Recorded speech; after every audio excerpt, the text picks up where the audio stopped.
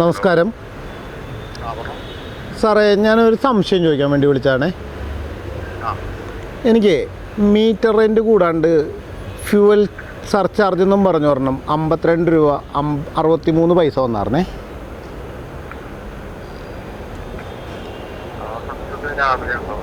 എന്തോ അതിൻ്റെ കണക്കറിയാൻ രാവിലെ വിളിച്ചാൽ മതി. ഓക്കെ, ശരി. ഓക്കെ, രാവിലെ വിളിച്ചാൽ മതി. ഏത് മന്ത്രിയുടെ വണ്ടിക്കാണ് ഫ്യൂൽ അടിച്ചതെന്ന് നാളെ രാവിലെ അറിയാം. ഇനി നാളെ രാവിലെ ഏത് മന്ത്രിയുടെ വണ്ടിക്കാണ് എത്ര രൂപയുടെ ഡീസലാണ് അടിച്ചേക്കണേന്ന് നാളെ കൃത്യമായിട്ടുള്ള കണക്ക് ഞാൻ നിങ്ങളോട് പറയും. ഇല്ലെങ്കിൽ മന്ത്രി പറയണം എന്തിനാണ് ആ ഫ്യൂൽ ചാർജ് മേടിച്ചത്.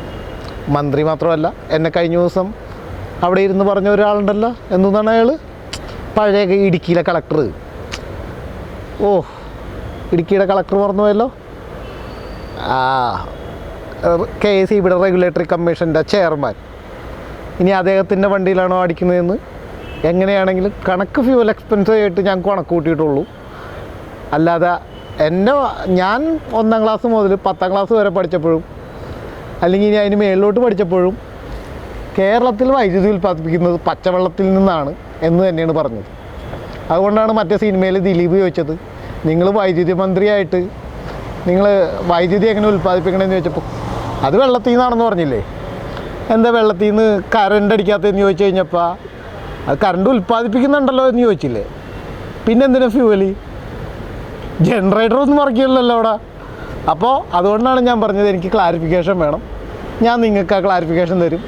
അവിടെ നിൽക്കണ ഏത് മന്ത്രിയുടെ വണ്ടിയിൽ ഫ്യൂൽ അടിച്ചതിൻ്റെ കണക്കാണ് ഇപ്പോൾ ഈ പറഞ്ഞ എൻ്റെ കയ്യിൽ നിന്ന് മേടിച്ച 59 രൂപ ചില്ലറ പൈസയും എന്ന് എനിക്കൊന്ന് പറഞ്ഞു തരാം. എൻ്റെ മാത്രമല്ല, ഓരോ മലയാളിയുടെ ആയിട്ട്. എന്തായാലും നിങ്ങൾ അങ്ങനെയൊക്കെ ചെയ്യണ കൊണ്ടാണ് നിങ്ങൾക്ക് അറിഞ്ഞില്ലേ നേരത്തെ കർണാടകത്തിലെ ഫ്യൂൽ ചാർജും തമിഴ്നാട്ടിലെ ഫ്യൂൽ ചാർജും കേരളത്തിലെ ഫ്യൂൽ ചാർജും.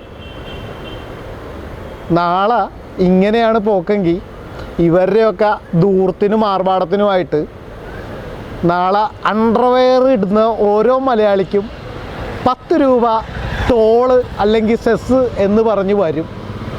അതിന് വലിയ കാലതാമസമൊന്നും ഉണ്ടാവില്ല എന്ന് പറഞ്ഞുകൊണ്ട് നിർത്തുന്നു. നന്ദി, നമസ്കാരം.